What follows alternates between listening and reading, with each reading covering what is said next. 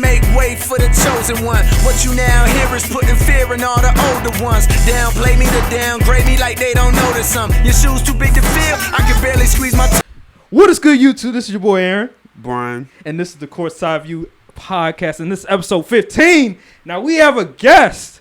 Yes. This is a guy, he graduated from Towson University. He has his own podcast, the What's the Play Podcast. My boy, Brian Butler. What's good, Brian? Man, I'm good. Glad to be here, man. Thank y'all for having me. Yep. Man, it's good to see you. We got the double Brians in the building. Yes, sir, double yes, sir. B's, the double B's. But, yeah, Brian, he is a diehard Boston Celtics fan, one of the biggest Boston Celtics fans I know. Yeah. One of the most, I would say he is the fairest person that I know. Like, definitely when it comes to the Boston Celtics, he doesn't try to, like, front run or anything like that. He's not like all these other Boston Celtics fans. That's why I respect him a lot, because he's very fair in his assessment, but he's also pessimistic a lot of times when it comes to Boston Celtics fans. Man. It's never like like I said, he's not a front running guy. So yeah, I want to talk about the Celtics. Because a lot of things have transpired in the past 2 weeks with the Celtics going to the finals and everything like that. You know, we talked in the group chat, whatever, and you never believed this day would come, that the Celtics would go to the finals until they actually went to the finals. So I just want you to talk about just the Boston Celtics going to the finals, how you felt about that, because you originally didn't feel that way. Yeah, well, obviously, it was just a big accomplishment. Definitely a big surprise to me. At one point in the season, we were 23 and 24, I believe, and we were a playing team. Mm-hmm. And the way the roster was constructed and the way things were going, I just didn't see a way where we were going to be better than maybe a 7th seed.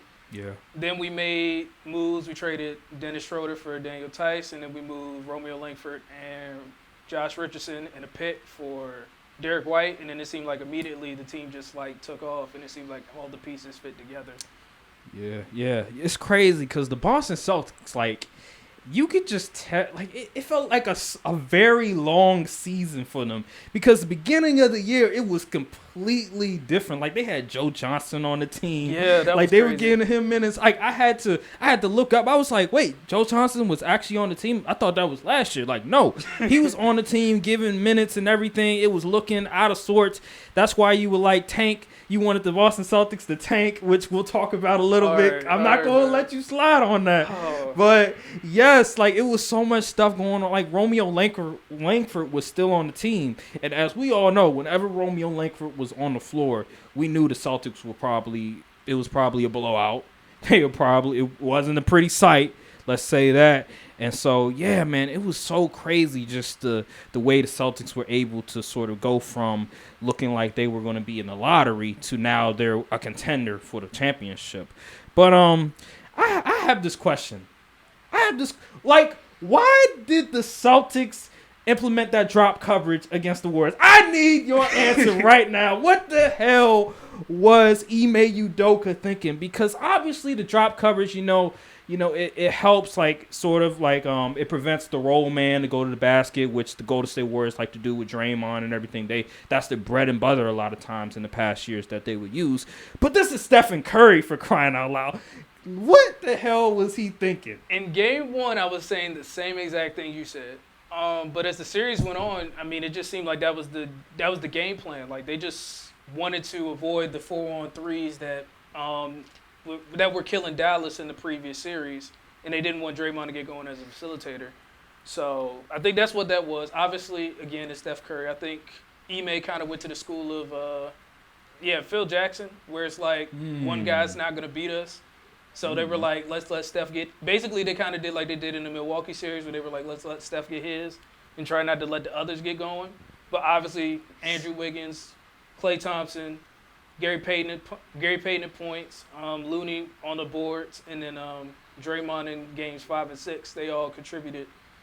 So the game plan was working, but then of course in game 4, like I said, Wiggins stepped up, and then in game 5 it seemed like they finally switched their idea, and they were like, okay, we're going to attack Steph. So Brian talked about that. BW talked about that last week. He was saying, he said that Ime Udoka said they weren't going to change anything. He was like, he lied. Yep. He definitely, it seemed like it because they had a lot more attention in Game 5 on Steph, and I think that's why Steph wasn't as effective. And in Game 6, it seemed like they were a little bit. They stuck to like their gameplay for Game 5, but they weren't like blitzing and things like that like they were in Game 5. So I think that was the biggest things in Game 5 and Game 6, and then obviously the others were able to bring it home for them. Do you feel like, because listen, we talked like, I remember you like, take Al Horford off the floor, and I was like, why are you so upset at Al Horford? Then I was like, okay, this man Curry is just destroying Al Horford on this drop coverage. Do you feel like Grant Williams should have played more minutes? Because I felt like Grant Williams was he played a little bit better on the drop coverage. Obviously, Stephen Curry was still going off, but I feel like every time Grant Williams was in the game, it wasn't as easy as when Al Horford was guarding the drop coverage. I think that's a good point. I'd say no, because Al was still more effective offensively than Grant Williams was. The whole thing for me was just I wanted Al to show a little bit more on the pick and roll instead of just automatically dropping. Because you still had time, especially if it was like Looney setting the pick, you had time to like recover to the roll, man. All you had to do was just show for a second and at least give Derek White and Marcus Smart a couple of chances to recover, and then start to drop back instead of just automatically dropping and just letting Steph pull it. So that's why I was upset at points of just saying just get Al Horford off the floor, because it seemed like they didn't. The way he was doing his drop coverage, it was just like they were treating him like he was Giannis or Jimmy Butler, and not like he was Steph Curry. Right, and then like I would see instances where Al Horford wouldn't even have his hand up, like he didn't do a good job, sort of like contesting it, right? Yeah. So yeah, that was definitely a problem. BW, get up in here, man. I know you got a lot to say. Defensive Player of the Year Marcus Smart. Defensive Player of the Year Marcus Smart was going under the screen instead of over the screens on Steph Curry, which was insane to me. But I wanted to ask you, how do you feel about I've been getting on Jason Tatum in these past few episodes. How do you feel about those sentiments that I had about him? It's calling him like Jason Tatum, and like he needs to get his own flow and identity and stop trying to live up to Kobe. What do you think about that? So BW, obviously, I think being fellow Bryans, we kind of have kind of the same thoughts. Because in episode 2, I believe, of my podcast, I said Jason Tatum wasn't him, and that was after Game 4. And I had a couple of Celtics fans that were trying to like talk me off the ledge, but I was like, no, you got to take over. You have to, if you're going to be that guy, if you're going to be the guy that's texting Kobe, that's wearing the armband, all that good stuff. One, you can't in the game where you're wearing the Kobe armband, you can't have Marcus Smart taking all the shots down the stretch in the game. That's the first thing. And then 2, you can't disappear in the finals if you're supposed to be that guy. At least go down swinging. So I agreed with your sentiments on Jason Tatum. I think he can recover, but he's definitely got to come back with more of a vengeance next year. I'm surprised that people haven't really given the excuse yet that like he might have tired legs since he had been playing since Olympic time. But I guess people would say, well, Draymond was there too, so that would negate that. But yeah, I think Jason just needs to come back with a more aggressive mindset going into the playoffs next year. That would be my thing. All right, so what do you think about me saying that Tatum doesn't have that dog in him? That killer. I think it's there, but I don't think we saw it. Like, I think it's there because I believe there were points. You even saw it in the Milwaukee series where he was going shot for shot with Giannis. Right. So I believe it's there. I think it wasn't on display. And the guy who had the dog in him was actually Jaylen Brown those last 2 series, because you saw him still going after it even though he was falling on the ground, dribbling off his leg and all that good stuff. But I think Jason's just got to go back in the lab after he gets some rest, from these long seasons. And you just got to look to be more aggressive. But I think that killer is in him. But it's got to show a little bit more, because I feel like he should demand the ball a little bit more in crunch time situations. And I think that if the team as a whole had that killer in him, I don't think we would have been having the heart attacks late in games that we were having the last couple rounds of the playoffs. Right, yeah, because the youth and the difference in experience definitely showed, especially down the stretch in the finals, because it seemed like the Warriors were still getting at it, and the Celtics kind of like slowed down. They looked tired out there. But what do you think? Because me personally, I think over the offseason, Jason Tatum needs to work on his finishing, especially through contact. Playmaking too.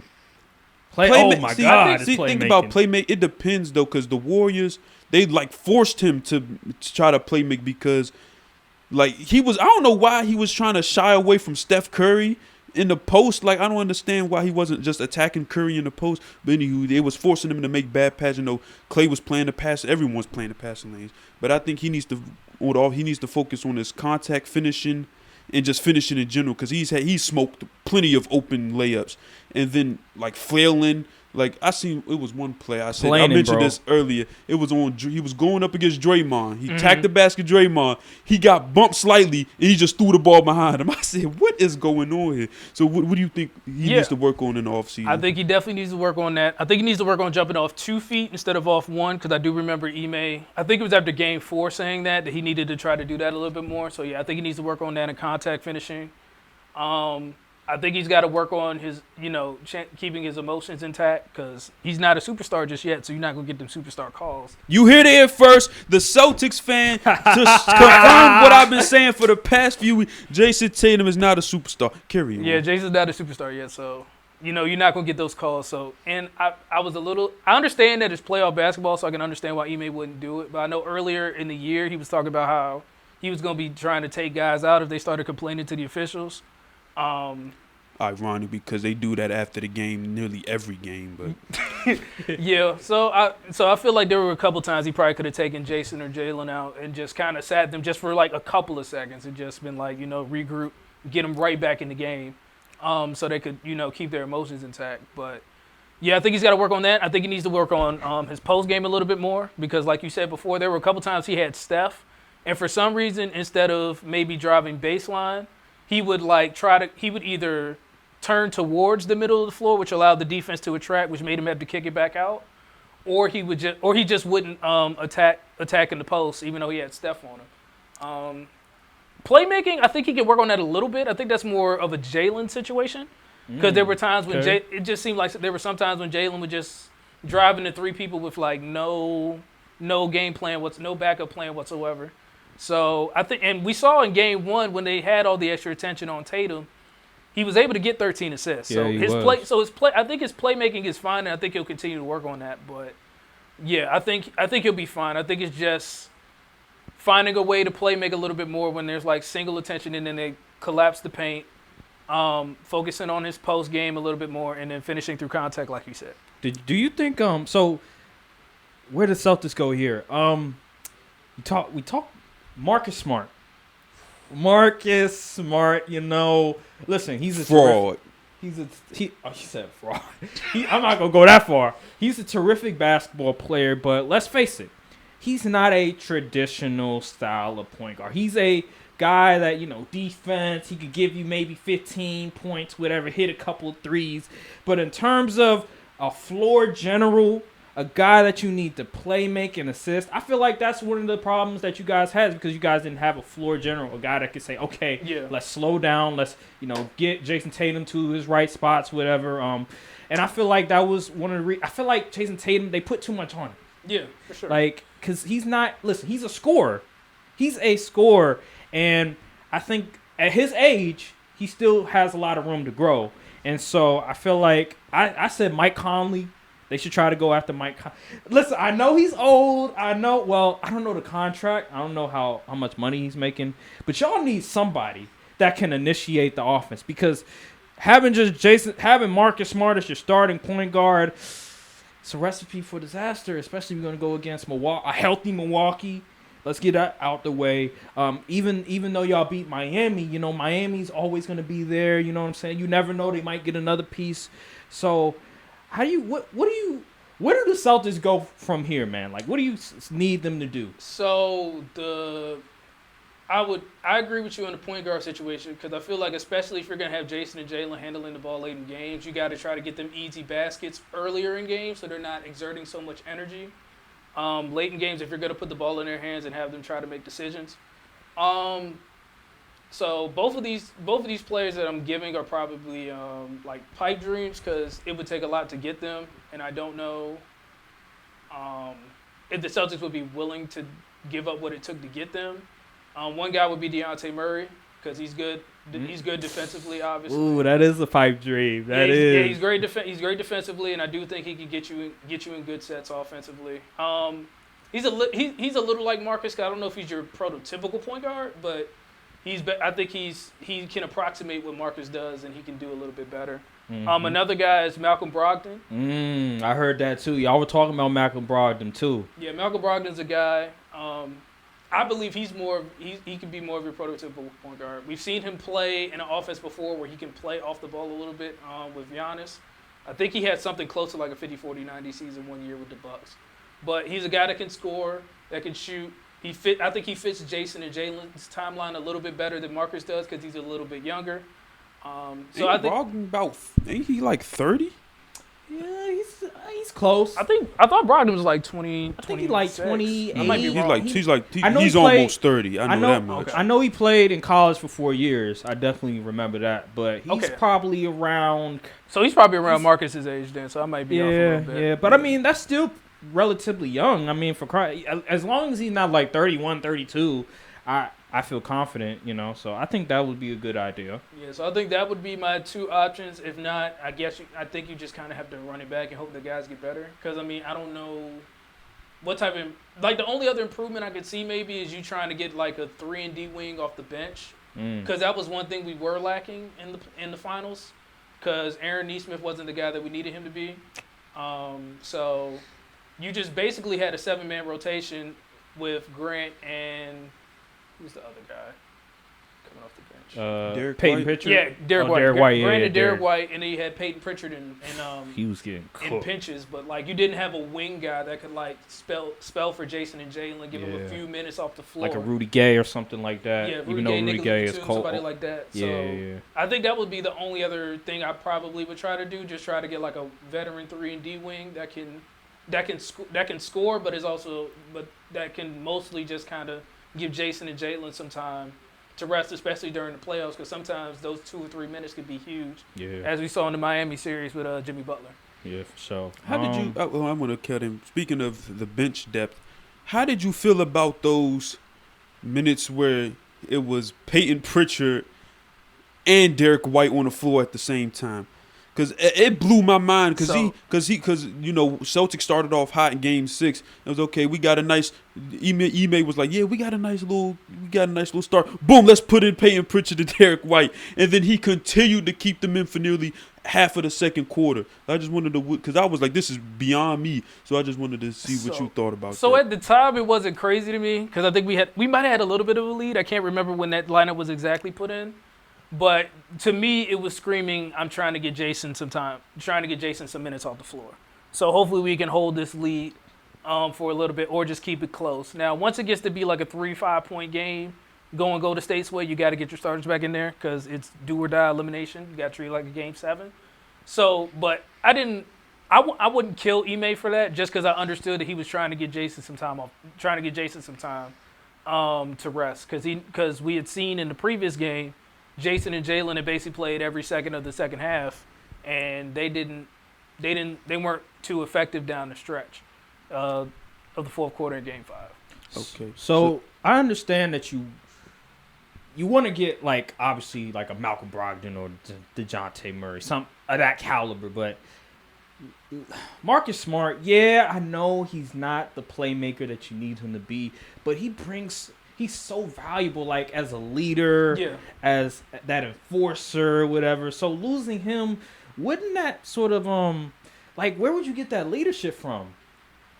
Like Al Horford? It would be up to Jason and Jalen. The Kobe disciple needs to step up. That's where they get the leadership from. It would be up to Jason and Jalen at that point. It's like this is your team. They got the experience now, so they should be able. That should be the catalyst for them to make that leap. Okay, all right. I'm about to say Al Horford can only be your leader for so long, bro. Do you feel like? Listen, I understand. Like, the Celtics, they were talented. Let's not get it corrected. They had some pieces.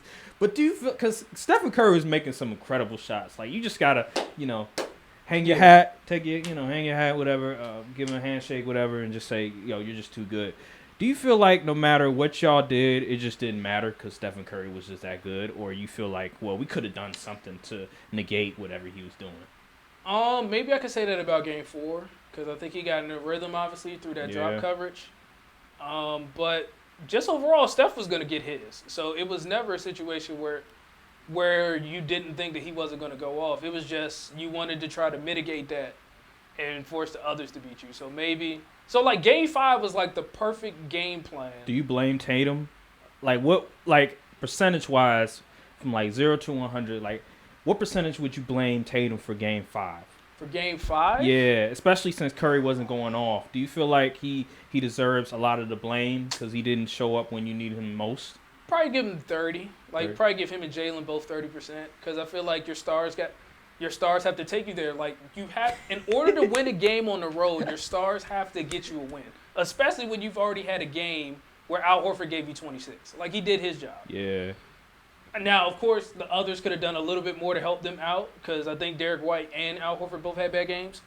So I would give the others a good probably 15, 20, and then maybe Ime the last 10 just because he couldn't get Jalen or Jason any chances to rest in the second half.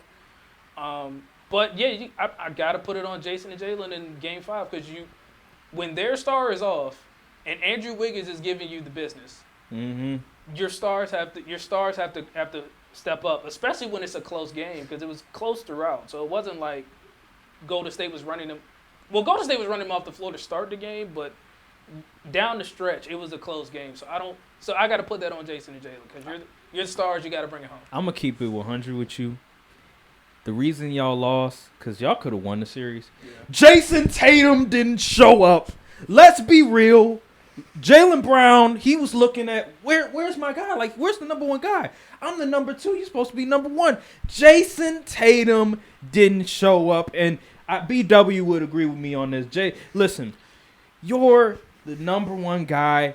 People proclaimed you, Nick Wright, as a superstar, and you didn't produce. Like, if Jason Tatum would have averaged, like, if he would have averaged, like, his usual numbers on usual efficiency, y'all would have won.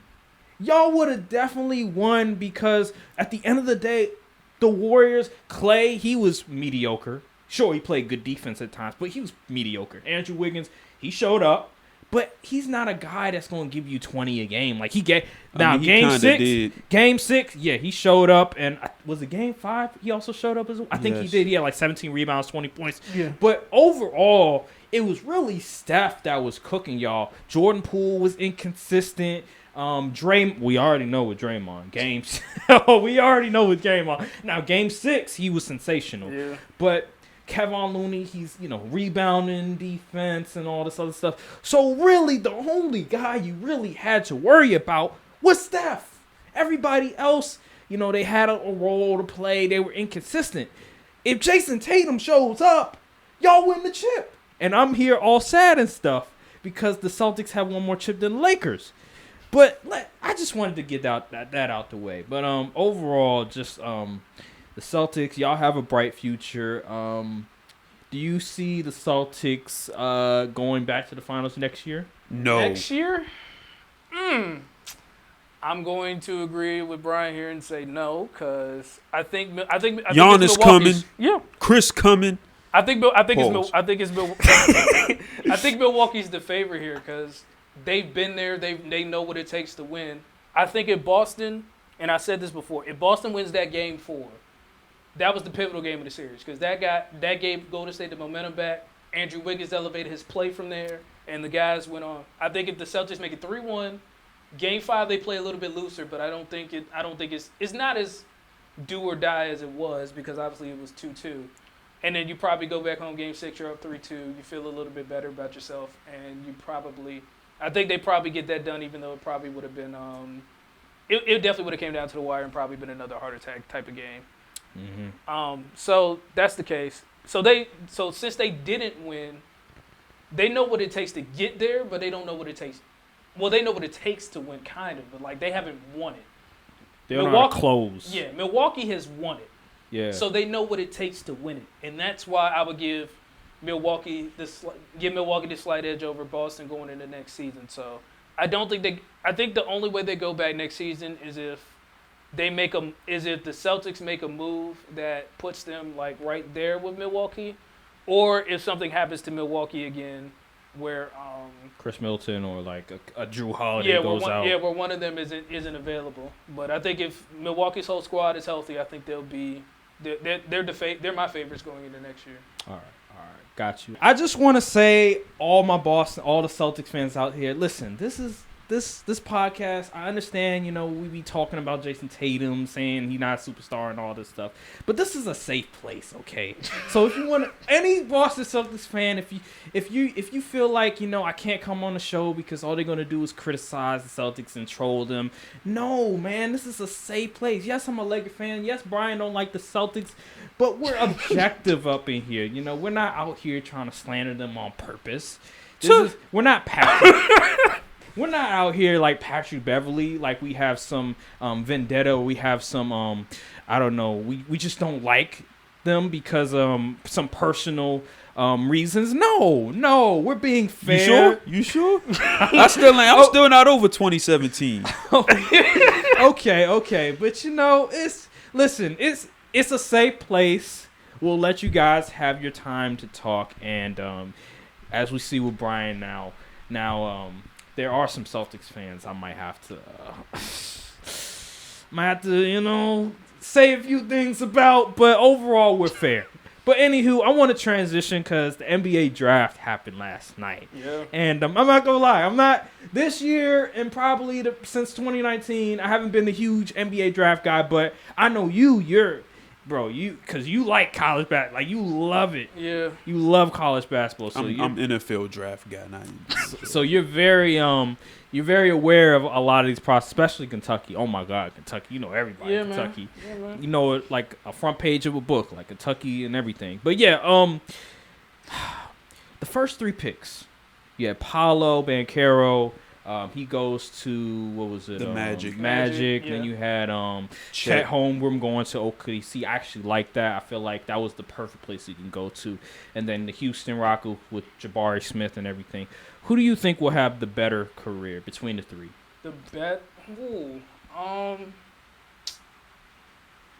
I think Jabari has the chance to be the best player out of the 3 because he has the highest ceiling. But I'll probably go. Really?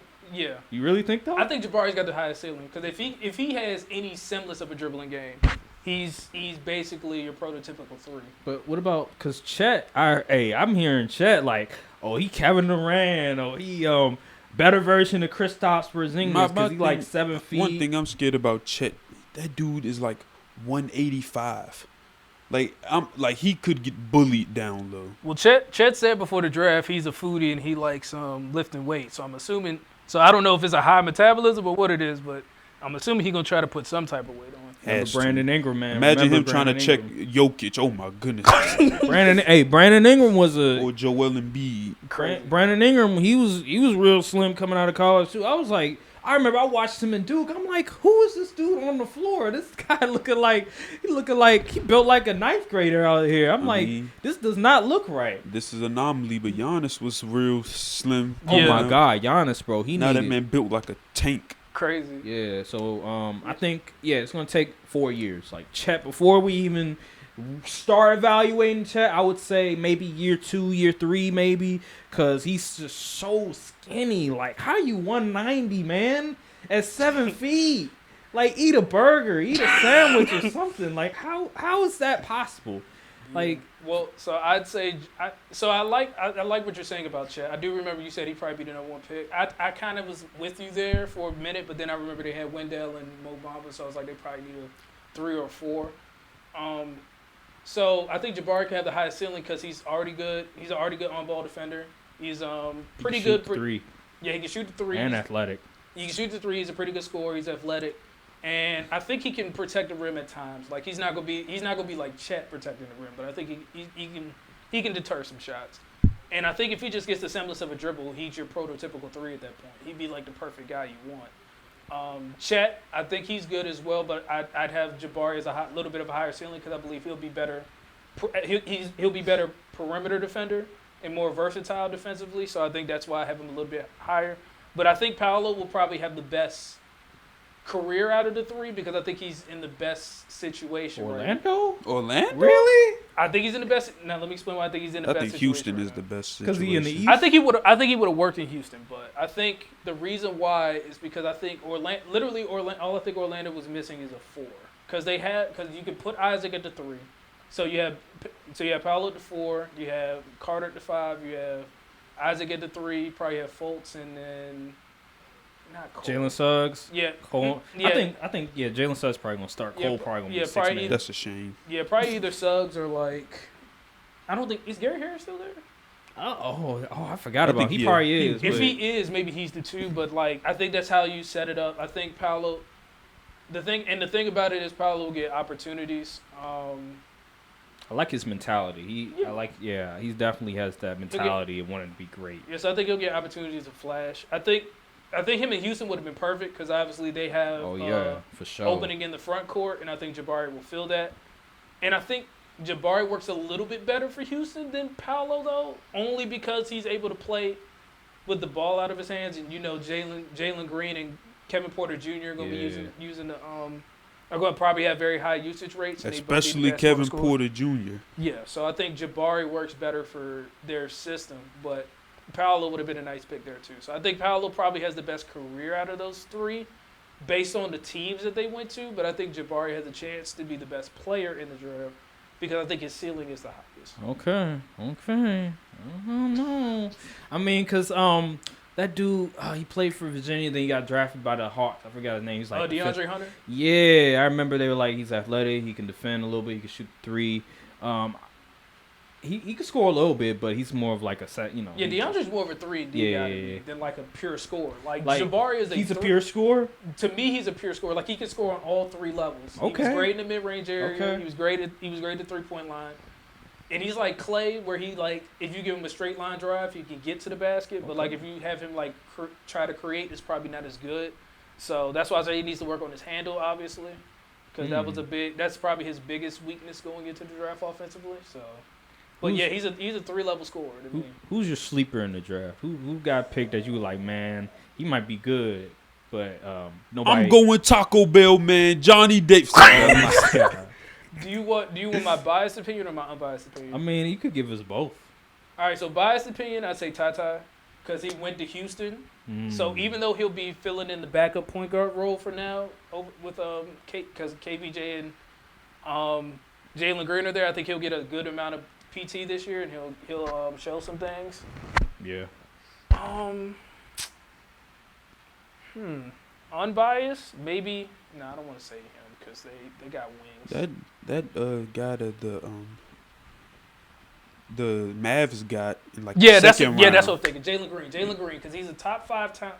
He was a top 5 talent going into the draft. So to get him on the Mavericks with a guy like Luka is huge. That would be my unbiased sleeper pick. What about that guy from that Portland drafted from? Did he play? Shaedon Sharpe? Yeah. What about him? Shaedon, I don't see. The problem is he didn't play. He hasn't played since high school. So he's the biggest mystery of the draft. Another 3-level scorer that's pretty athletic. People are saying that he doesn't really like to play defense, so that's a little bit of a red flag already. And you also already have Anthony Simons and Dame in place. So unless you think Shaedon can play the 3, well, maybe he could play the 3 because they might have Jeremy Grant play the 4. Yeah. But so he could be. I don't know if I would really consider him a sleeper because the way people talk about him, he has probably the most upside in the draft, but he's just so unknown that we have no idea what he might be like. I like Jaden Ivey. Yeah, the Pistons won the draft. I like Jaden Ivey. Sure, Like Jaden Ivey, they got Jalen Duren and they got Jaden Ivey. What are the Knicks doing? What are the let's talk about the Knicks. I heard people saying they're trying to create salary cap to throw the bag at Jalen Brunson, and I'm just like, that doesn't even move the needle, but whatever. Like, what are the Knicks doing? Like, I understand. Okay, Kyrie, they're not even trying to get Kyrie. They're trying to get Jalen Brunson. Because his dad is on the coaching staff, because he has history. Like I like Jalen Brunson. He's a blue collar guy, came from Villa. I like those schools where you have those players like with Malcolm Brogdon, he went to Virginia, whatever. Malcolm Brogdon, Draymond Green, those guys. They go to those programs, they spend those 4 years, and they sort of develop whatever. That's why I don't understand why these guys be slipping in the draft. They're like, oh, because he has short arms, whatever. He's not the most athletic, but in college he was their number one scorer. He was also a really good. I'm talking about Malcolm Brogdon, also a really good defender. And in March Madness, this guy was going crazy, and he just slips in the second round. But that's a different discussion from another day. What are the Knicks doing, man? They suck. Why would you try to trade away your pick to clear up cap space for a guy that's is it fair to say he's a role player? Is that fair to say? I don't think he's a role player. I think he's on the Spencer Dinwiddie. He's a starter. Yeah, I think he's on the Spencer Dinwiddie tier where he's like a starter. Maybe could be a star if depending on the team you're playing with, but that would be just based off his numbers alone, not off the eye test. So Jeremy Grant situation, when Jeremy Grant went to the Pistons, he was averaging 22. Because Jalen will probably be, if you're paying him that type of money, he's probably got to be your one, unless you believe in RJ that much. So he is their top 3 pick for a reason. Why do the Knicks think he'll leave Dallas anyway? Think about the money and live in New York, whatever, but possibly winning a championship. You ain't winning no championship with the Mavs. Let's be real. Luka the Don, who got a better chance, the Mavs or the Knicks? But still at the same that bag, I'm I'm a starter. I'm not even an all-star. I'm getting $100 million. Sign me up. I'm gonna be in New York and everything, man. I'm sure Dallas gonna offer him at least 20 a year though. So you got to think about it. Man, $100 million for Jalen Brunson. I don't know, man. I feel like they should just keep their money. Jalen Rose, now go be able to do it. For real, man. Knicks should just try to go all in on Kyrie. If not, I don't know. Try to build for the future. Listen, send Kyrie anywhere but the Lakers. That's all I'm gonna say. Get rid of Julius. Try to get rid of Julius Randle or something, because he is bad. He is just terrible. That man had the most fraudulent year I've ever seen. That man was on a contract year. He said I got a hoop. For real, man. I don't know what the Knicks are doing, bro. It just makes no sense. Stephen A was just all depressed and that stuff. You talked about it. Yeah, what I'm saying? That man was like, I was about to call my pastor this morning because I was trying to figure out what I did. I was like, Dad, he's down real bad. Yeah, it's bad, bro. Jalen Brunson, man, that's a typical Knicks move. Let's get that out the way. I'm not even shocked by it.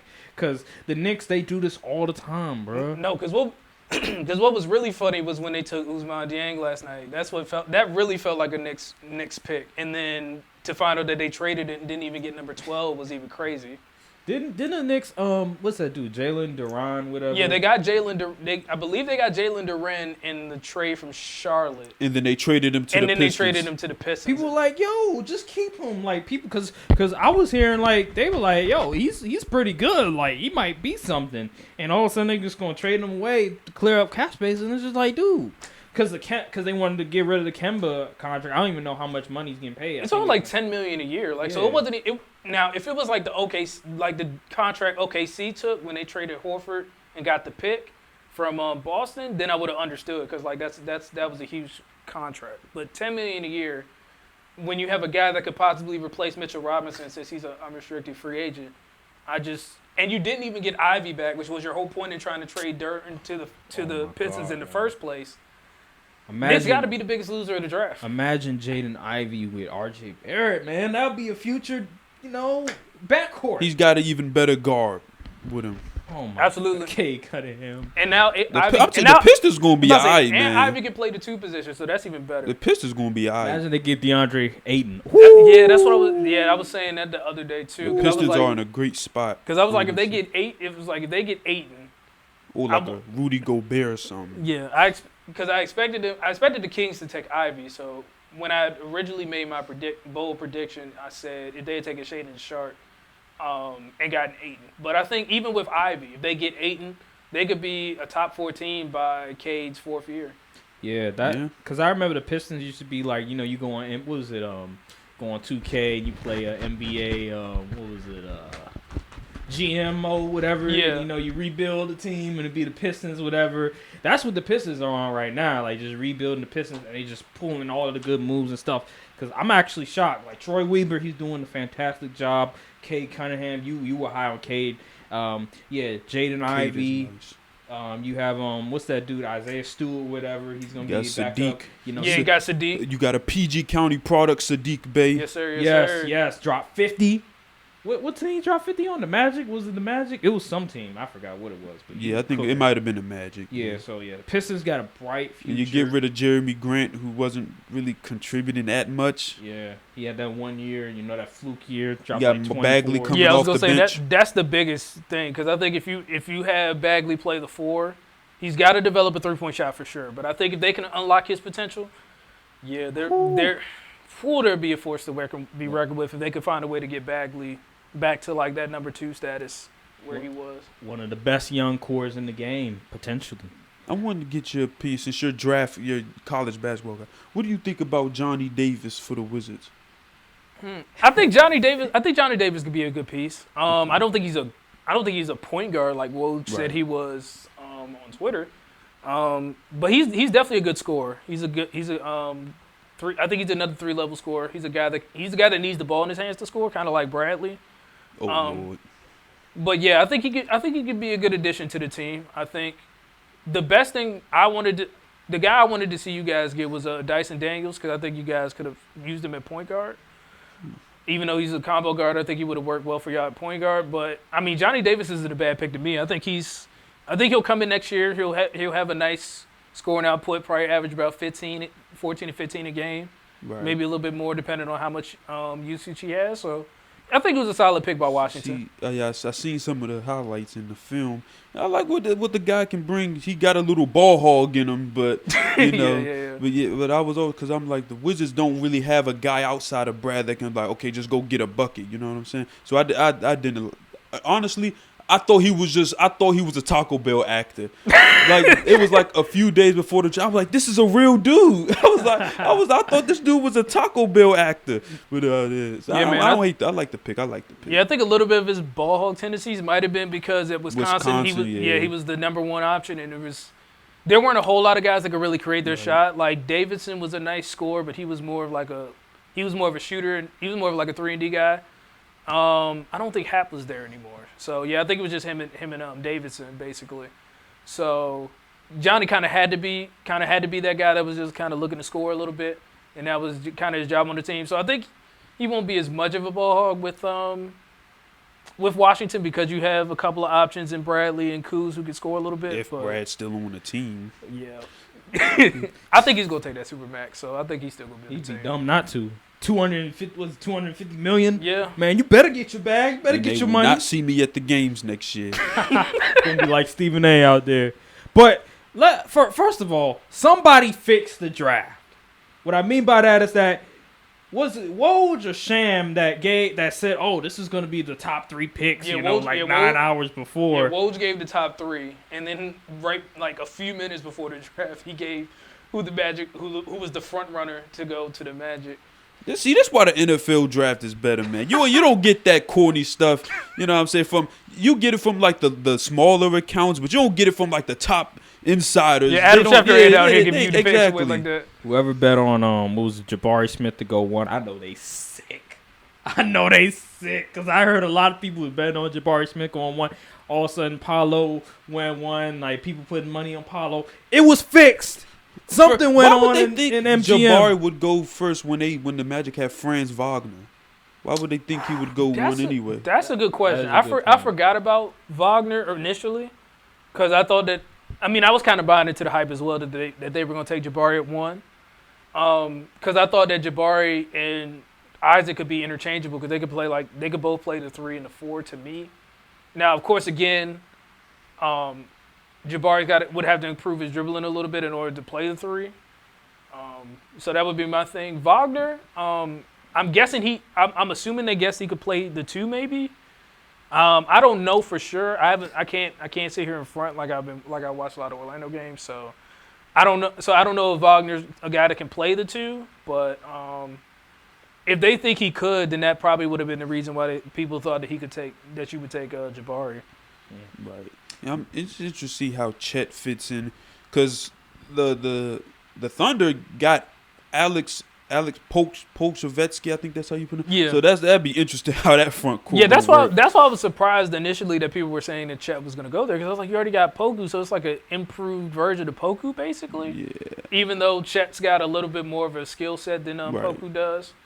So I thought you were basically kind of like taking the duplicate in terms of like build, but Sam Presti's drafting off potential right now, so I can't be too surprised. Ceiling guy.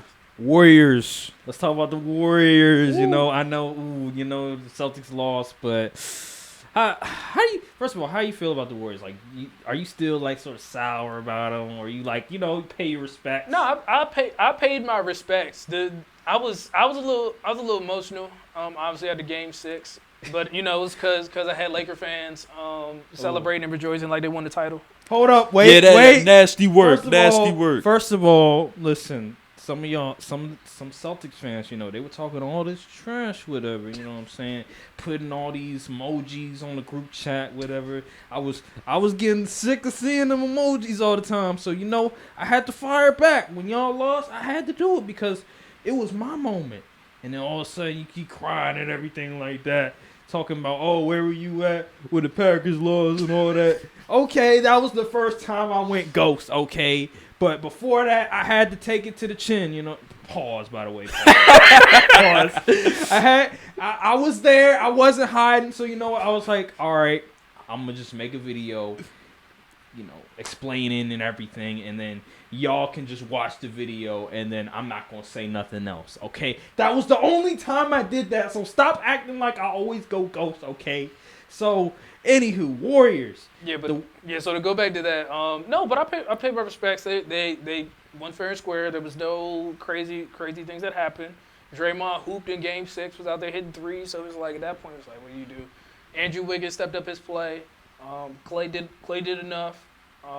Gary Payton, who was my X factor for the Warriors, he showed up, and it seemed like it was a completely different series after he came in Game 2. Yeah, so I think the Warriors. I pay my respects to the Warriors. I think that they have another few years ahead of them where they can compete. I'm high on Kuminga. I don't know about Moody yet, and I don't think Poole's like going to be Steph light. So I don't know how far this extends without them maybe getting another star. Maybe Patrick Baldwin becomes another star there, because I think he's a guy that has pretty good potential. I think he probably would have went higher in the draft if he went somewhere like Duke or Kentucky and not Milwaukee to go play with his father, which was understandable.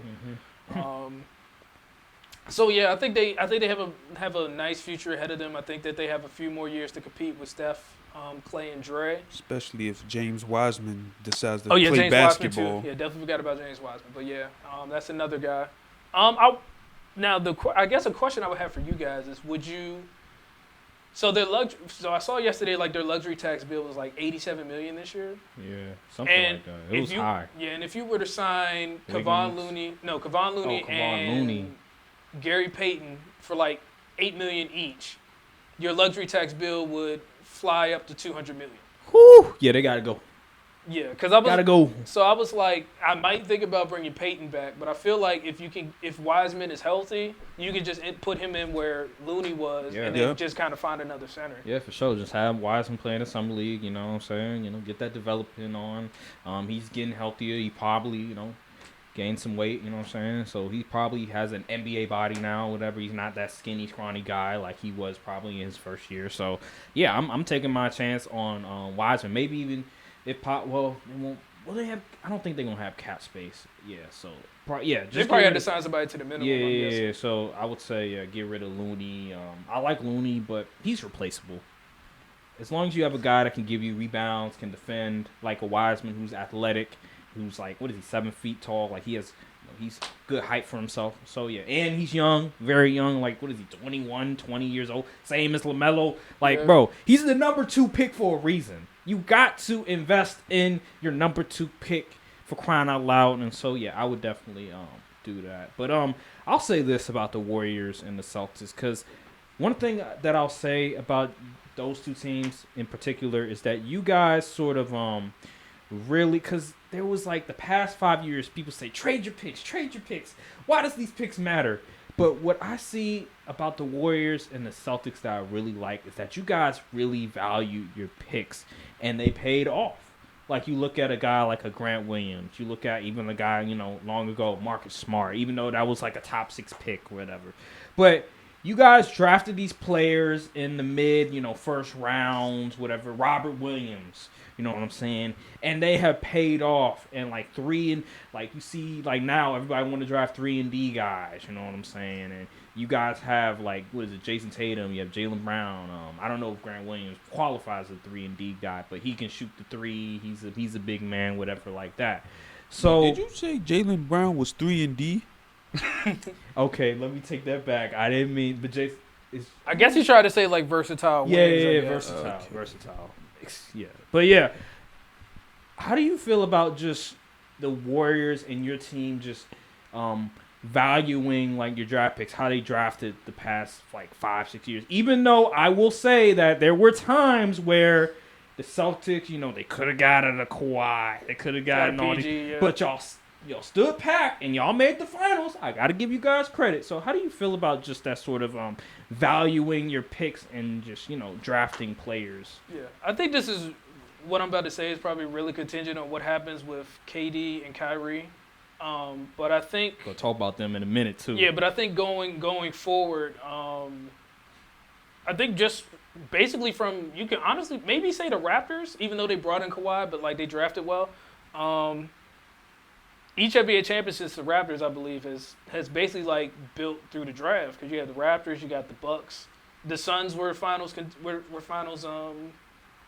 you feel like that's the way to go? Yeah, I think so, because they were the Suns were finals runner-ups, and obviously the Warriors and Celtics this year. I think that's the way.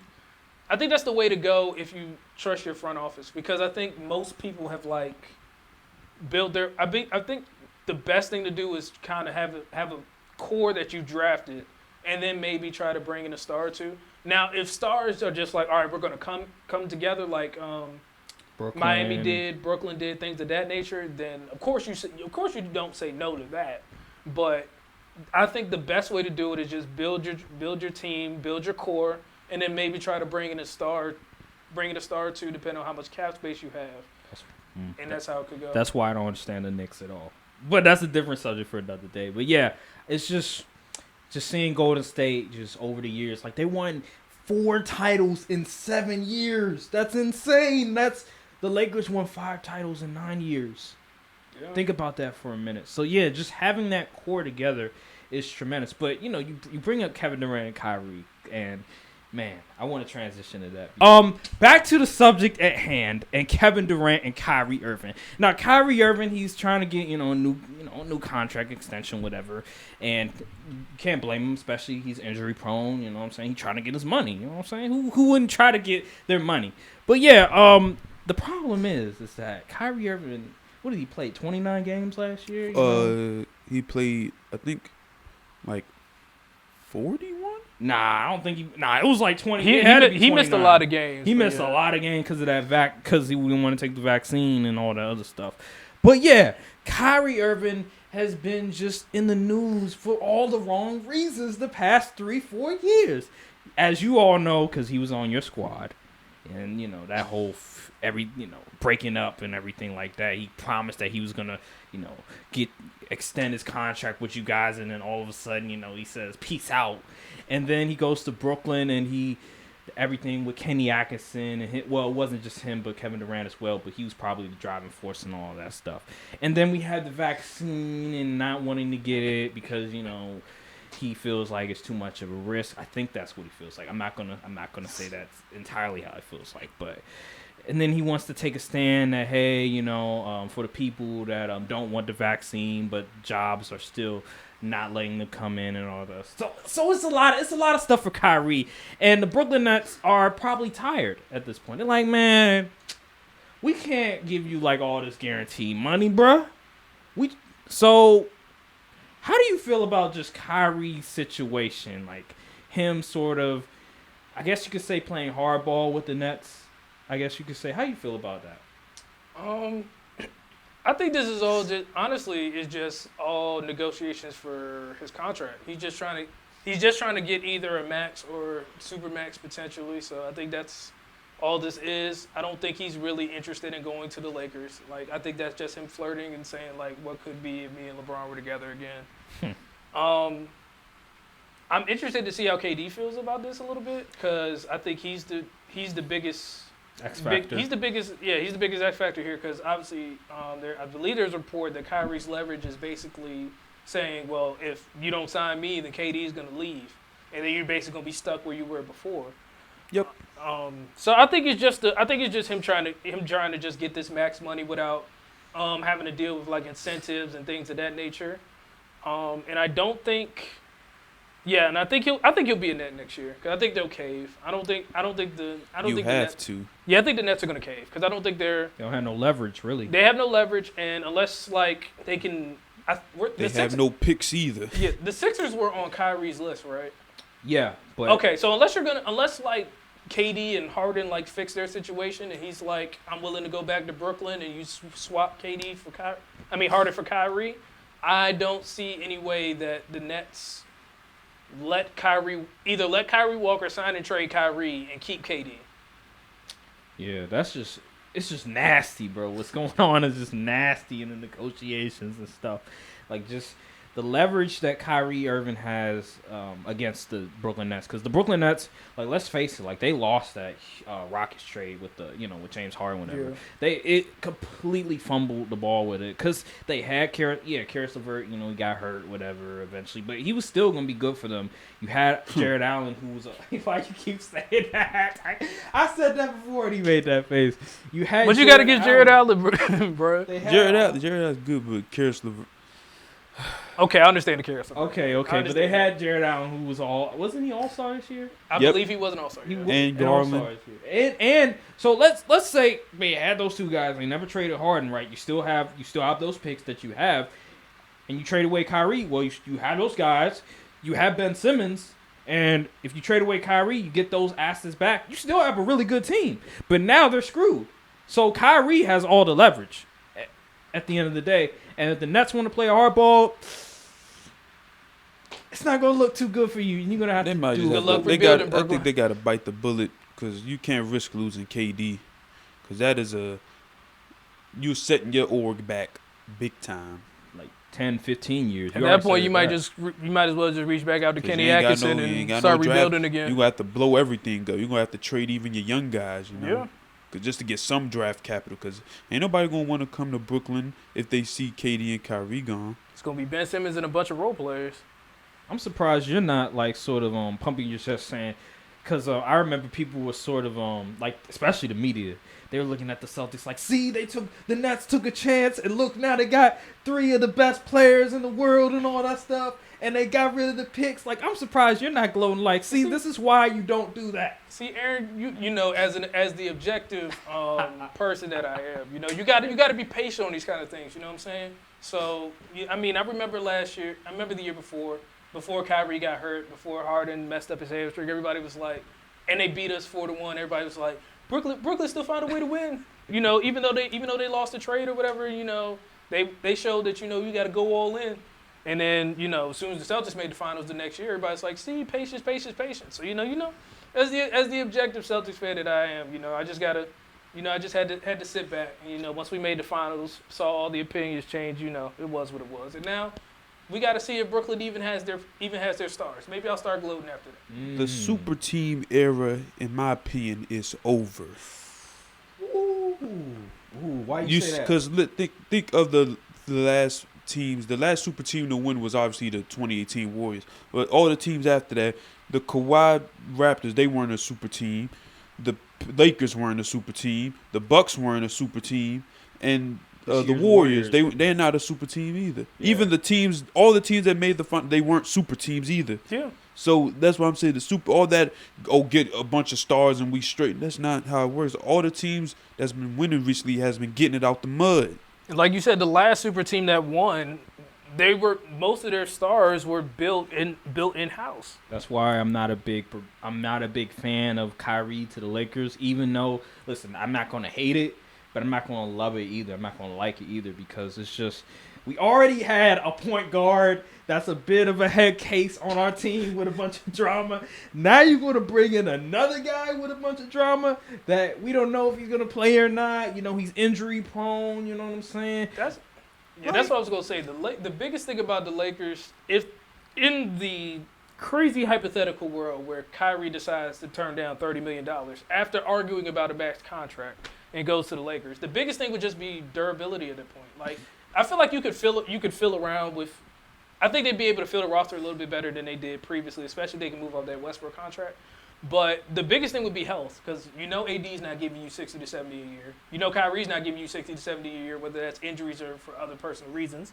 And LeBron is going to be 37. Older. Yeah, 37, man. And so he's not going to carry your team in the regular season on his back like he used to do in Cleveland and Miami. So I feel like the Lakers, what they need to do is go after, try to convince Indiana to take the Russell Westbrook contract and try to get Brogdon and try to get Hill back. Because I like Hill and Brogdon over Kyrie Irving, in my opinion, because you get two productive players back that feel the needs that, especially with Brogdon, because he can, facilitate, he can play defense, he can even get you a bucket if need be.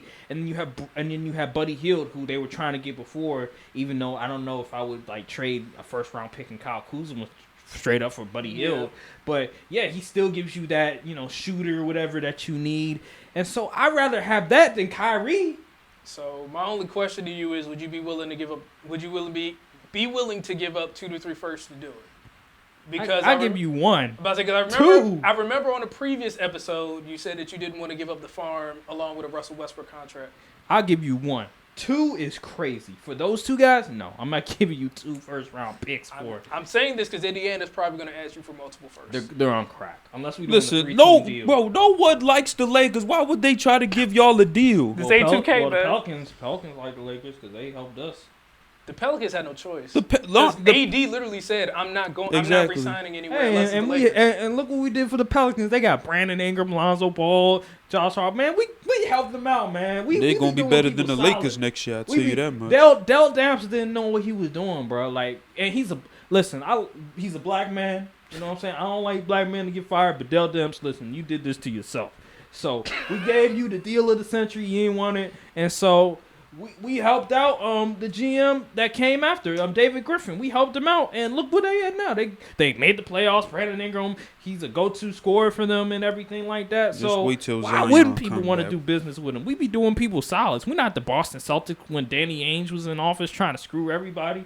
Nah, we not. I know. I'll take it. No, but you're right. I think that's the biggest difference between this team and teams of years past. We have a president of basketball operations and Brad Stevens who's willing to make a trade even if it hurts. Because I'm sure he didn't want to have to give up that first round pick to get Derek White, but he did. It ended up being pick number 25, so it wasn't crazy, but at the time it was near the lottery because we weren't doing too well. So having a guy that's willing to make trades and not try to win every single trade is huge. So that's the only reason why I made that face, because you hear that, Tommy Shepard? You hear that? You see how these orgs they willing to sacrifice instead of saying we're not tanking, we're not gonna trade away our guys. Don't get me started on them Wizards, boy. I tell you. Yeah, my other question would be, I think Dyson Daniels went to the Pelicans last night, if I'm not mistaken. The Pelicans gonna be so good next year. So I was gonna say, so you get Zion back. What's the starting? So what's the starting 5 at that point? Because you probably have. Oh, that's easy. Well, honestly, they might need to offload Devontae Graham or have him come off the bench or something. Is Eric? No, because Devontae Graham was not playable in the playoffs. He was way too small, and the offense production wasn't matching up what he was giving up on the other end. Yeah, his offensive stats have been... Jose Alvarado had a bigger role in the playoffs than Devontae Graham. So they probably going to have to find a way to maybe get a guy like... I don't even know. Trade for Lonzo. I don't think they need a scorer. They just need someone that can facilitate. They could benefit for a guy like... They had Lonzo, but then they just let him go. Yeah, that was... injury concern, but... Yeah, and that's probably one of the reasons why Zion, he was playing hardball with the Pelicans because he was like, bro, like y'all just let my point guard go that he gave us Xboxes and everything, and you just gonna let him go like that? Like, come on. Point guard would be, let me just say vacant on that, but I'm pretty sure it'll be CJ, Ingram, Zion, and Valanciunas. So I guess they probably put Dyson at the 1 then, because I believe they drafted him at 8, if I'm not mistaken. Yeah. So I guess Dyson could play the 1, because him and CJ are both kind of combo guys, so they could probably run offense together. Yeah. Let's talk about something that we don't normally talk about, and that is WWE, man. I know we don't talk about the WWE in here, but a lot of things that happen, man. And you're an expert at WWE. Y'all be talking about WWE all the time. I'm like, man, this dude knows everything. Like, good God. Vince McMahon, man. What is going on with Vince McMahon? Like, dude stepping down because he paid this, this broad off, this whatever she is off, an employee of her, I believe it was, to not say nothing, you know what I'm saying? And, man, it's just a lot of controversy going on. What is going on? First of all, Vince McMahon, that controversy, they're like married at this point. But more than married. You know what's crazy though? Vince McMahon, he getting canceled before Daniel Snyder. See, that's what I was gonna go. Think about Vince McMahon. He had a long time coming. No, but this is what I was gonna say. So, like, let's not forget this dude was the same guy that covered up Jimmy Snuka killing his wife. Like, let's not forget that. Had a whole lot of stuff. That's what I was gonna say. You think Daniel Snyder? Look it up. I call Daniel Snyder the Teflon Don. The info is out there. Vince McMahon is the Teflon Don and then some, because he did that. He got through the steroid trial. He had the Chris Benoit situation. He had like a whole bunch of stuff that happened He did something with the Owen Hart situation. Oh yeah, he had the Owen Hart thing happen at a pay-per-view on his watch. Oh my God. It's a whole lot of stuff that he's been able to get through. Well, didn't he take over like in '82? So the WWF was like, that time, especially '80s, '90s. Yeah. So I mean, he's been doing that forever. I do want to say though, that man is definitely a shameless individual, because that man definitely he will not see the pearly gates at all. Because he literally came out, I think it was last Friday or the Friday before. Like, they announced basically Mr. McMahon is going to come out on SmackDown. Like, and this is after all the allegations and stuff came out. That man came out, basically was like, "Welcome to SmackDown," and walked back to the back of the locker room. Then did the same thing on Raw and was like, "John Cena's gonna be here next week," and basically walked back to the locker room. I was like, okay. I'm so dead. I'm sure Vince will probably like do some settlements. He'll slither his way out of this one like he always does. Yeah, because apparently he's still on the creative team. Like, he stepped down from the executive board, and Stephanie's taking over for that. Still has the majority share, right? Yeah, but I think Vince is still on the creative team, so it's not like he's really. So it just sounds like he's not gonna have to worry about doing the day-to-day stuff, and I'm sure for Vince that's probably fine. Yeah. Where did the WWE go from here, man? Because this is. Didn't they just lose Sasha?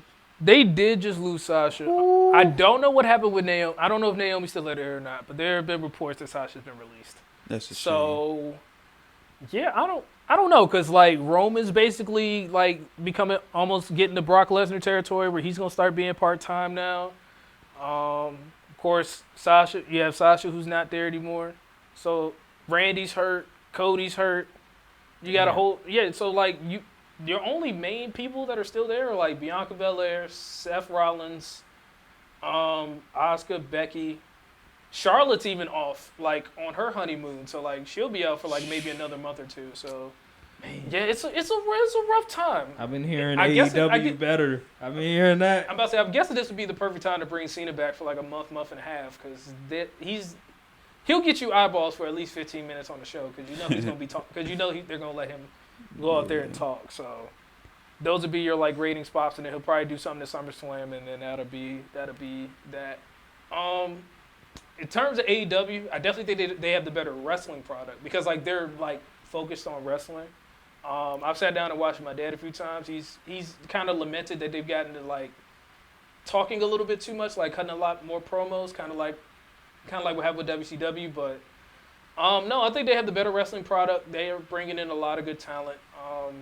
I think they're kind of getting the problem that WWE's had, where it's like your roster's getting too bloated. So maybe they need to like pull a WWE maybe, and maybe like do like a roster split. So that way you have people on your Friday show and you have people on your Wednesday show. They can, and the women's division is looking like it's starting to get a little bit better. I think they can bolster that a little bit more. Boy, them AEW, Jay Cargill, please hit if you still hit me, yo. You know, my DMs is always open for you, my baby. Yeah, man. So the women's division is doing pretty good. Yeah, so I think AEW is the better product if you just want strictly wrestling. Yeah. But if you're more like an entertainment guy, then I would say you're still a WWE person. It seems like a lot of the celebrities are rocking more with AEW because I be seeing a whole bunch of celebrities going to AEW. You know what I'm saying? Shaq was on there. What was it? Pat McAfee was on there. A couple other people was on there. Pat McAfee was on AEW? I thought he was Pat McAfee WWE. No, he was WWE. Yeah, Pat is commentating. He was on WrestleMania. WWE SmackDown. Yeah. Oh wow. That was last WrestleMania. I was not impressed. Oh yeah, I remember because it was during the pandemic. I remember. I think he did like I could have sworn he did like a wrestling match or something. Yeah, that was NXT that you're thinking about. Oh. Because that was him and Adam. Because I think that was him and Adam Cole on NXT. Oh, okay, that makes sense. Yeah. But yeah, AEW. No, but Shaq being on AEW, that's a TNT Yeah, guy. So. you're right. WWE, it's funny because wrestling. I think wrestling as a whole is going downhill in my opinion. Really? I feel like they talk about it more. The product, like the actual product. Yeah, the actual product. It's just going down. Like I know, WWE was going to have SummerSlam in that big stadium venue in Vegas, but then it was like, oh shoot, they ain't buying these tickets. We gonna have to move it. Yeah. Oh, it's that bad? Yeah, it's getting that bad. Like it's been like the product has been so cooked that like Brock Lesnar came back, I think last Friday. And nobody cared. Wow. Not only that, but we were all like, really? Like this is what's gonna happen? And then they announced that like it's gonna be like a last man standing match. And somebody was like in the group chat saying that's probably because they're not even gonna be on TV leading up to SummerSlam. So like, yeah, man, it's just like the WrestleMania when Ronda came back. I was like, oh brother. Yeah, people don't like Ronda. I think the biggest problem with she Ronda, stinks on the mic too. That's part of it, but I think the other problem is Ronda's in the Roman situation where like they're trying to make her a face instead of just letting her be a heel and go. Cause like Ronda could give two, what's about the crowd. So like just let her go and be a heel. That's what she does. That's where she thrives. Like you've even seen her in like media. Like I remember her going on First Take one day and she was like not irritable, but like she wasn't happy with Max about certain stuff, and she was like trying to like avoid the questions or something? No, she wasn't avoiding the question, but it was the way she answered it. So like Max would be like, so certain people said this, but I defended you. But then she was acting like, but then she basically answered it. She was like, as if Max was one of those people. So like it was like, okay, so yeah, media relations wasn't too great. Okay. So I think she should be used as a heel. Do you feel like there's not enough stars in WWE? I definitely think that's the case. Were you gonna say something, Brian? Or they're like pushing the wrong guys. Yeah. I think that's part of it too. It's like a mixture. I think the biggest thing, I don't know if this is underrated about it, but like I think the biggest thing about the Attitude Era is that they had to build stars. Like even on the even your mid card level had stars. Yeah. And I think that's what's lacking. You don't have a deep mid card, and your belts on the middle level don't feel important. Especially like the Intercontinental and U.S. titles. I mean they're prestigious, but like they don't feel like they did when like Cena and Miz were holding those titles. Yeah. And they were like defending it every week.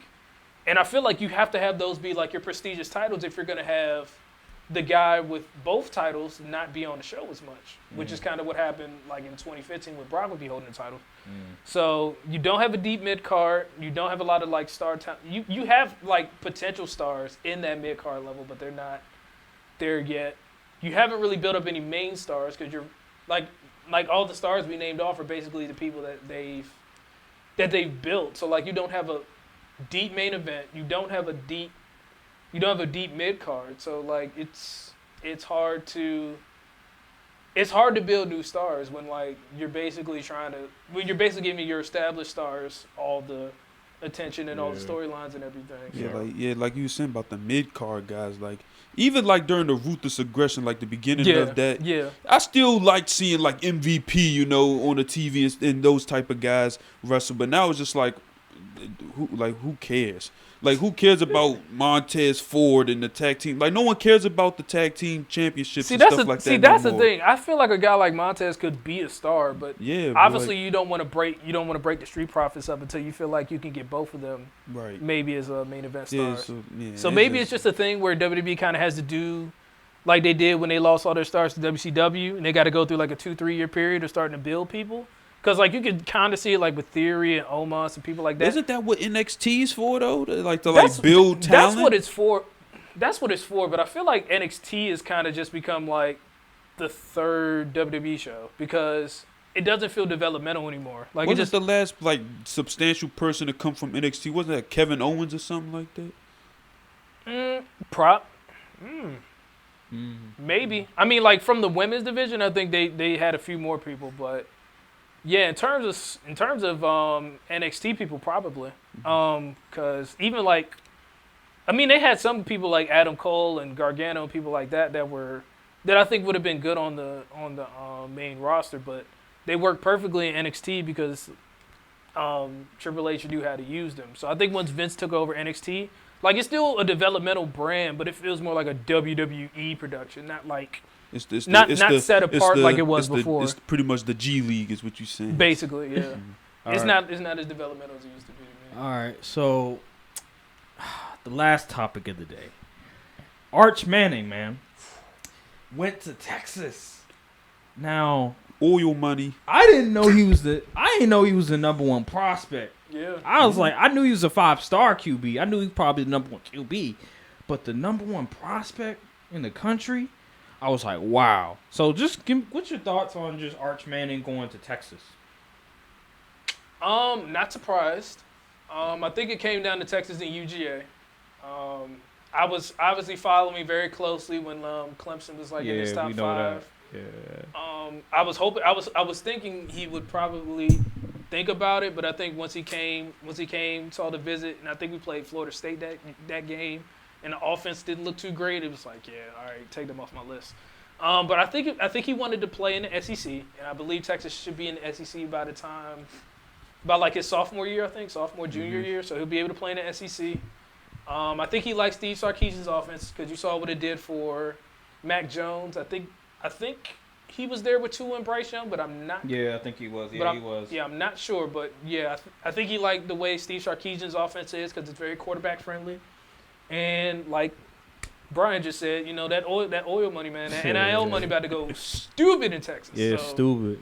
No state tax. Yeah, so I'm not surprised that he picked Texas. What do you think about people who? Because I'm like I've been saying, because people have been saying, oh, he's going to start day one. I'm like, you're crazy, because it's rare that 5-star freshmen start their first year. And I also know they got Quinn. Yeah, Quinn there too. So I think he'll get the start before Arch. So that was the thought I had. If he had went to like Georgia, but since he went to Texas, I think he'll sit for a year. Yeah. Because I think it'd be like he would have to be Trevor. He would have to be like Trevor Lawrence in order to overstep Quinn Ewers next year, or Quinn would have to have a terrible year this year, which I don't think he's going to do. Right. So I think it's kind of like the Trevor to DJ situation. Or even like, well, I can't say Mac to Bryce because Bryce to me is the more talented quarterback. But you knew he was going to sit for a year. But basically, you have your 5-star guy sitting for a year. You let Quinn finish out his career, go to the draft, and then Arch comes in his second year, sophomore year, and he thrives. So I think it'll be there will be a competition because obviously the media will be asking, will he start day one? But I think Quinn's gonna be their guy until he's ready to leave. Do you also think that Quinn could benefit from, because you know there was like the previous years, you know, some they would opt out and do like the what I call them the COVID camps. You know, they meet up with these guys that get them more ready for them, like how Micah Parsons went to one of the camps. I think Rashawn Slater went too, and you see how those guys, you know, they came out, they was league ready. So you think Quinn could benefit from those type of programs and things like, or should he just tough it out because of the NIL money and all that good stuff? You said Quinn? Yeah. I think he'll be fine. I mean, he got to. I feel like he got to have a taste of what college life was like because he was at Ohio State. Obviously, he came out a year early, obviously, so he could get that. Arch Manning, man. I saw like some of his tape, like even before the news and everything like that. Very mobile, can throw from the pocket. He's very talented. The hype, like just Manning, last name Manning, like all the hype surrounding, like what is the ceiling? What do you think his ceiling is? Because the way I'm looking at it, dude could throw from the pocket. Dude is mobile. Like Peyton, Eli, they were not mobile at all. Like they would just sit in the pocket. You know what I'm saying? All of a sudden, if the pass rush get there, it's a wrap for them. But him, on the other hand, it's a different story. Now, me and BW was talking about it, and we were like, his competition. I've heard a lot about that. Because I seen some of the throws he made. He made this like one back shoulder throw from the other hash. I was like, ooh, that was dirty. That's a crazy throw to make as a high schooler. But yeah, that's all I just wanted to say. But how do you what is the ceiling? What do you think his ceiling is? I'm gonna temper expectations right now. So I'm not gonna compare him to any legends or anything. I want to see him play in college first, but so that way we can dispel the competition situation. So right now, I think his ceiling is probably like Heisman candidate, number 1 pick in the draft, like his uncles. Yep, like his uncles, and his grandfather, I think was. Oh yeah, his grandfather. I think his grandfather went number 1 to New Orleans, if I'm not mistaken. That's crazy. All 3 of them went. Yeah, I think he went number 1. I might be wrong, but I know he was very high on the list. And he was a Heisman candidate as well. So I think. Ceiling Heisman candidate, maybe Heisman winner, number 1 pick in the draft. I think he puts up great numbers, obviously, because you're in the Big 12. Well, in the Big 12 when he starts, maybe SEC by the time he's done. Obviously against Sarkisian, very quarterback friendly offense. So I think his ceiling is just, that's where I put it for now. Yeah, I understand. Be until realistic. Until we see a little bit more, until we actually get to see him play. Right. Like a little bit more. I don't want to start making comparisons this early. I'm gonna say because I like that he went to Texas. Don't go to like a Bama. Don't go to like a Clemson. That's already tailor made. Whatever, they already got all these pieces. Whatever, like he's going to a program. Yeah, Texas is Texas, but they haven't been Texas for a long time. And so I just like because remember Andrew Luck. Remember he went to Stanford and sort of that program was sort of trying to get their feet wet and everything like that. So I like that because at the end of the day, we really get to show like his value. Like it's not just because of the people around you, like with Tua that they say, or I forgot maybe Justin Fields, where he has all these, or R.I.P. Was it Deshaun? Not Deshaun. It was Dwayne Haskins, whatever. Yeah. R.I.P. to him, saying that he has like a track field of wide receivers, whatever. So we actually get to see like, okay, can this guy uplift his team? Like, is he that valuable? So I'm glad he went to Texas. I'm actually happy about it. And Texas is big name school, so they're gonna get the notice from ESPN and all that stuff. But yeah, this was such a great episode, man. Yeah, man. I'm glad you're here, bros. So entertaining, bro. Again, go watch What's the Play podcast. Brian. We also had his buddy Jalen on the show as well. Yeah, a few episodes ago. Yeah, we had him on the show, you know what I'm saying? The Cardinals fan, whatever. We had some things that we discussed as well, There was some members from the What's the Play podcast didn't say some nice things about it, you know what I'm saying? They were trolling on me, like it wasn't I didn't particularly like it, but it is what it is, and I'm just glad that you came through. I appreciate it, man. Any final words, BW? Nah. You got no final words, man? Nah. All I'm gonna say is, it's the worst season for sports.